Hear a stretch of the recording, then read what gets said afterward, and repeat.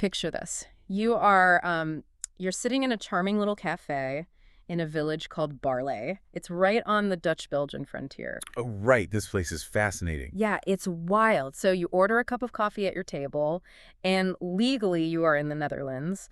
But then, say the afternoon sun shifts, and you decide to move like 2 seats over to sit by the window. Just a tiny adjustment. Exactly, just a 2-foot adjustment. And suddenly you are in Belgium. You are now in a completely different tax jurisdiction. Right. You are subject to different licensing hours. If the Dutch side of the room hits its mandatory closing time, the waiter literally has to walk over, pick up your plate, and, move you back to the Belgian side of the dining room just so you can legally finish your meal. I mean, it sounds like a comedy sketch about bureaucracy. Because the coffee doesn't change, the physical floorboards definitely don't change. No, not at all. You haven't crossed a river or climbed a mountain. Like, nothing geological has occurred whatsoever. Right, because the border is just a white line painted directly on the cafe floor. A line that a surveyor could probably erase in 5 minutes with a bucket of solvent. Yeah. Yet everything that human beings fight over, tax, regulate, enforce, it's all happening right there on those tiles. And I think that painted line really exposes this massive illusion we all live under. So absolutely. We tend to think of borders as immutable geography, but really they are psychology backed by guns. So, our mission today for this deep dive is to completely dismantle the way you see the globe. And we're going to do that using the brilliant framework laid out in Peter Kriger's book, How Borders Become Real. It's such a profound shift in perspective. What Peter Kriger exposes so effectively is that the sharp heart line, the fortified checkpoint, the passport, these are incredibly recent human inventions. Right. For the vast majority of human history, humanity just didn't operate with lines. Oh. We had zones, we had marches, frontiers, these sort of overlapping areas of influence. Like debatable lands, right? Yeah, exactly. Debatable lands where authority simply faded out the further you got from a capital city. Okay, let's unpack this. Because if these hard lines are a recent invention, we really have to figure out how totally imaginary boundaries acquired their immense power. I mean, how do you go from a vague frontier to a rigid line that literally dictates whether someone lives or dies? Well, to understand that, the research brings up a really vital philosophical distinction between two ways we interact with facts. Things that are measured and things that are declared. Measured versus declared, okay. Yeah, that distinction is the engine of the entire illusion, really. So think about a physical object, like a mountain. The elevation of a mountain is a measured fact. Right, you just check it. Exactly. You take an altimeter, you climb to the peak, you record the height. Anyone else from any culture can come behind you with their own instrument, and they verify that exact same number. It's objectively there. Yes. But the claim that the eastern slope of that mountain belongs to France, while the western slope belongs to Italy, that is declared. It is a sheer fiction invented by human beings sitting in a room. Wow. Yeah. But because states eventually cover that declaration in coordinates, concrete pillars, barbed wire, GPS data, we are completely tricked into treating the declared fiction as if it were a naturally occurring measured fact. And the audacity of those declarations is just wild when you look at history. Take the Treaty of Tordesillas in 1494. Oh, the perfect example. Yeah, Spain and Portugal basically sat down with the Pope and divided the entire unexplored portion of the planet between their two empires. Just drew a line. Literally drew a meridian line down the Atlantic Ocean on a piece of parchment. But in 1494, it was mathematically impossible to measure longitude at sea. Right. They simply didn't have the chronometers or the technology to know where east and west actually were in the middle of the ocean. They literally could not locate the line they had just drawn to divide the Earth.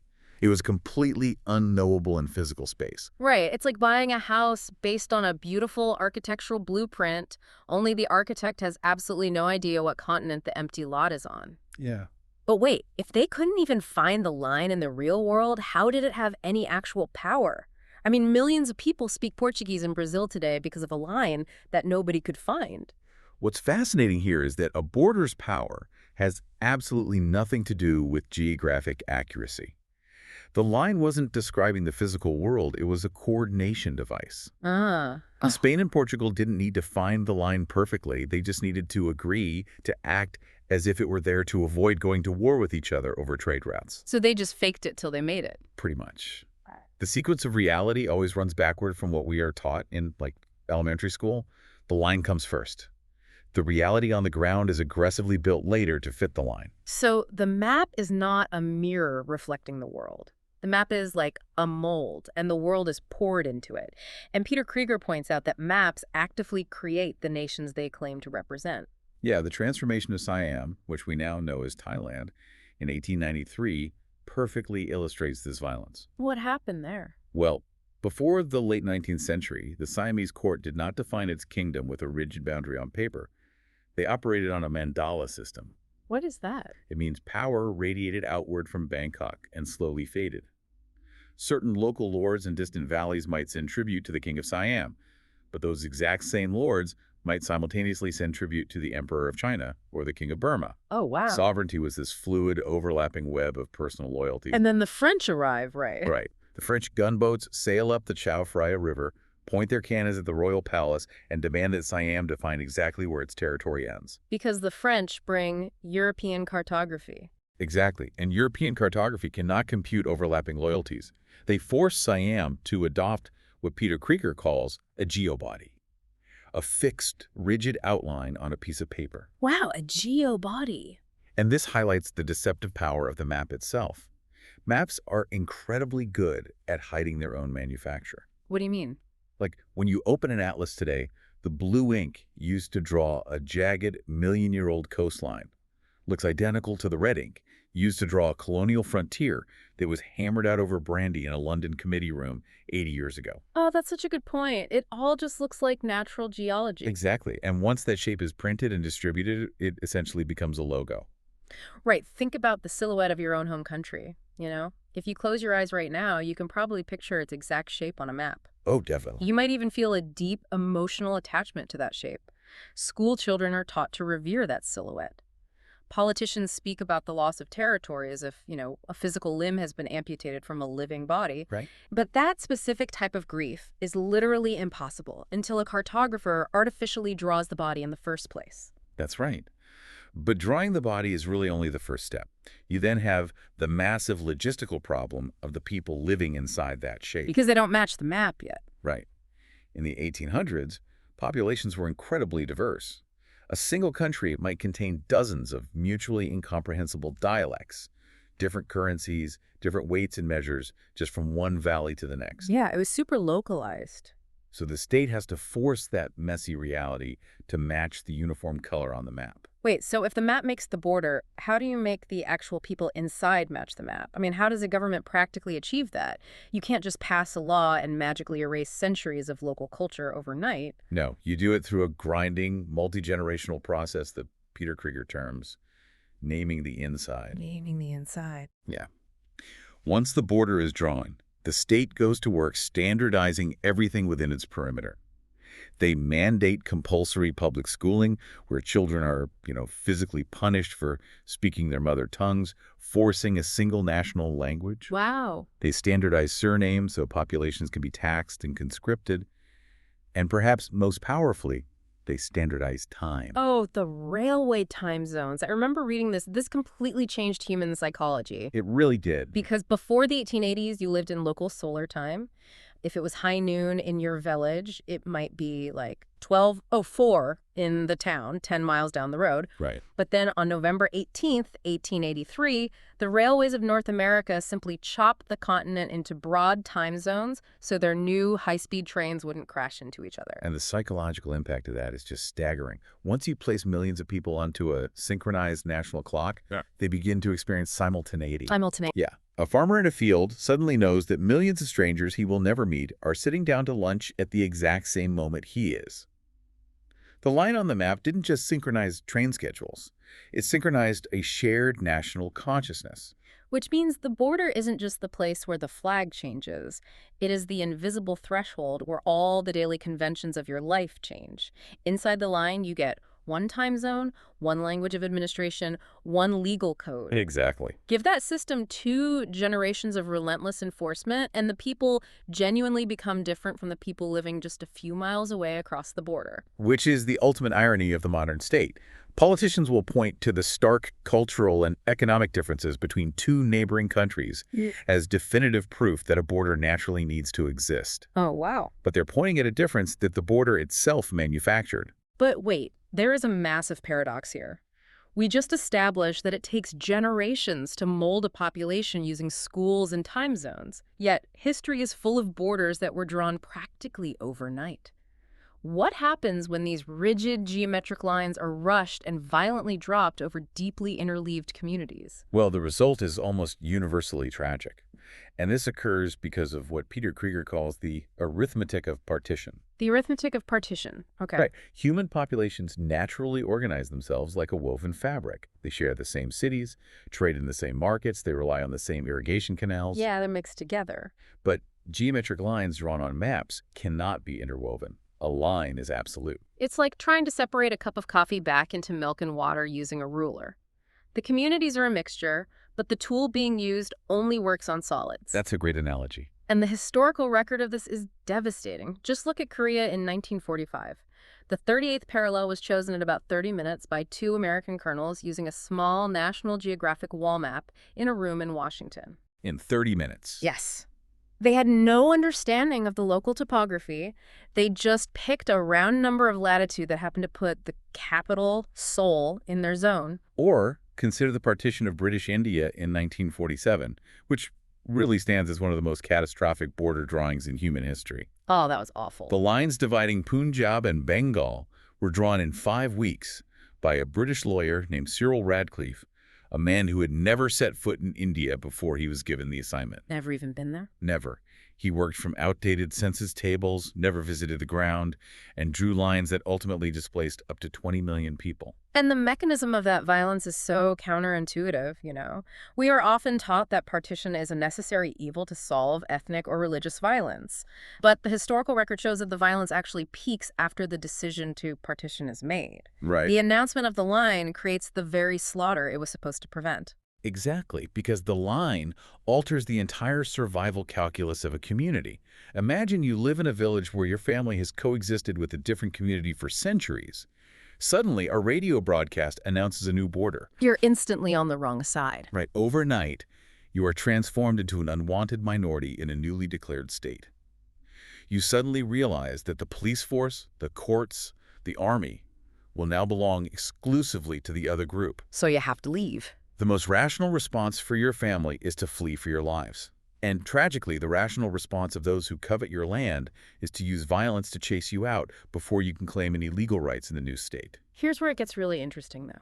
If these rushed, geometric lines drawn in distant rooms are so predictably disastrous, why did so many newly independent states, like the African nations in 1964, actively vote to keep their inherited colonial borders? It is a phenomenal question. Why would a continent of liberated nations vote to keep the very lines that carved them up? Well, Peter Kriger attributes it to a very grim, cold pragmatism. Okay. The leaders of those newly independent states were under no illusions. They knew the colonial lines ignored ethnic realities, they severed vital trade routes. Right? But they also looked at the alternative. If they rejected the colonial map, the entire continent would be a blank slate. Every single state would suddenly have overlapping historical and ethnic claims against every one of its neighbors simultaneously. It would just be a total free-for-all. It would plunge the continent into a generation of total war. So those leaders accepted a bitter truth. A bad, arbitrary line that everyone agrees to respect is vastly safer than a culturally accurate line that everyone has to fight a war to establish. Wow. They froze the map because the cost of reopening the dispute was simply too high. That is heavy. But, you know, we've been talking about the Earth, about massive geopolitical maps and continents. Let's zoom in a bit, because the most aggressive borders aren't just drawn on dirt anymore. They are drawn on us. They really are. Let's look at how these invisible lines filter you, the listener, in your daily life. Because Peter Kriger details a fascinating shift. The border has moved from the edge of the country directly onto our bodies, and it all pivots on a document that feels ancient, but is actually incredibly modern. You're talking about the passport. Exactly, the invention of the passport. Most people assume passports have been around since, like, the Roman Empire. Yeah, they feel like they've always existed. But in reality, the modern standardized passport system was hastily assembled globally between 1914 and 1922. It is younger than many of our grandmothers. And Peter Kriger points out it was actually supposed to be temporary. Right. It started as an emergency World War I measure to catch spies and control the movement of labor during the conflict. But once governments tasted that level of granular control over human movement, they simply never gave the power back. Which is crazy to think about. And Peter Kriger highlights a profound structural misunderstanding most people have about what a passport actually does. Okay, what is it? When you hand your passport to a customs agent, you probably think of it as a document that allows you in to a foreign country. But that is the function of a visa. A passport is something much darker. Darker how? It is a document of returnability. It proves to the destination country exactly which state is legally obligated to take you back if they decide to deport you. Wait, really? So when I show my passport, I'm not proving my right to travel. I'm providing a guarantee that I can be kicked out and sent back. It does. It completely flips the power dynamic of travel. A passport is an insurance policy for the receiving nation. Wow. This is exactly why being a stateless person is such a catastrophic condition in the modern world. Right. If you do not have a piece of paper guaranteeing that some government somewhere is forced to accept your deportation, no country will let you cross their threshold. Because they fear they will be stuck with you forever. Exactly. And the physical location where that paper is checked is moving. You might think of a border as a physical toll booth you drive through or, a river you cross. But Peter Kriger details how the border is shifting in two directions at once, outward and inward. Right. Outwardly, wealthy nations are pushing their borders thousands of miles away. Like, if you fly from Ireland to the United States, you clear U.S. customs in Dublin before you even board the plane. Right, pre-clearance. Yes. The U.S. border has conceptually stretched across the Atlantic Ocean. States also fund foreign coast guards to intercept migrants in international waters, ensuring they never even reach the physical line where they could claim asylum. And simultaneously, the border is shifting inward. It's infiltrating daily domestic life. You don't just cross the border at the airport anymore. Today, your landlord, your employer, the clerk at the DMV, your bank teller, they are all legally deputized as border enforcement agents. Because they have to check your status. Yes. You have to prove your immigration status to sign a lease for an apartment or open a basic checking account. The border is no longer a line at the edge of the map. It is a pervasive network operating inside your neighborhood. And it is increasingly a biometric network. They don't just want to read your paper document anymore. They want to read your biology. You walk through a terminal gate and a camera scans your face. Yeah, facial recognition. A line of code in a server room thousands of miles away processes your facial geometry, compares it against a global database, and instantly categorizes you as safe or suspicious. Your face has literally become the border checkpoint. You cannot leave it at home, and you cannot alter it. This aggressive, biometric, omnipresent border system raises an incredibly difficult philosophical question, though. Which is? Well, if the current regime of passports and walled frontiers is a completely arbitrary recent invention that criminalizes natural human movement, what is the alternative? Right, because you can't just tear down every fence on Earth tomorrow morning. That wouldn't be liberation. It would be instant logistical and economic chaos. Exactly, and Peter Kriger is very careful to avoid that utopian trap. The research doesn't advocate for chaotic overnight abolition. Instead, it introduces a vital historical distinction between two different ways humans have drawn lines: boundaries of use and boundaries of belonging. This is a crucial pivot. How do those differ in practice? Well, a boundary of use is incredibly ancient, practical, and localized. It answers questions regarding shared stewardship, like who is allowed to fish in this specific bay? Which community has the right to graze their sheep on this hillside? Okay, so it's about resources. Right. Who is responsible for repairing the irrigation ditch before the spring rains? Indigenous land practices, traditional village commons, modern environmental reserves, these are all boundaries of use. Right. They're designed to protect a specific, vulnerable resource from being depleted by outsiders. Mm-hmm. But crucially, they do not claim exclusive, absolute ownership of the planet. Whereas a boundary of belonging does exactly that. Yes. A boundary of belonging claims exclusive sovereign title. It declares, this massive geometric portion of the Earth belongs entirely to this abstract corporate entity called the state. Right. And every single person born outside this line is excluded by armed force, regardless of whether they are coming to work, to seek shelter, or to starve. Peter Kriger argues that society can fiercely defend boundaries of use, protecting local communities and ecosystems, while entirely rejecting the violence of exclusive armed belonging. Okay, let's unpack this. So what does this all mean? If Peter Kriger says we should fundamentally shift our geopolitical mindset from building rigid walls to establishing permeable membranes, doesn't an open membrane completely destroy the welfare state of the receiving country? It's a huge concern, yeah. I mean, how do you fund universal health care, maintain public roads, or run public schools if literally anyone on Earth can just walk across the line and claim the benefits? If we connect this to the bigger picture, Peter Kriger actually acknowledges this exact philosophical dilemma. It's a massive knot to untangle. And frankly, there is no easy overnight fix. Right, you can't just flip a switch. If you just open the membrane tomorrow under current economic conditions, yes, systems would be overwhelmed. The proposed long-term solution in the research is an evolutionary two-part approach. First, you have to establish a global floor. A global floor. Yes, this means a universal basic income funded by taxing shared global resources. Wait, really? How do you tax a global resource? Who even owns it? That's exactly the point. Nobody owns it. Take the deep seabed, for example. It is technically international waters. No nation built it, no corporation invented it. Okay. Peter Kriger's proposals suggest that if an international mining conglomerate extracts minerals from the deep seabed, they pay a strict royalty into a global fund. Oh, wow. The same logic applies to the atmosphere. Oh, like carbon emissions. Exactly. If a corporation emits carbon into a shared sky, they pay a toll. That massive global fund is then used to provide a basic standard of living for the poorest populations. The mechanism here is vital.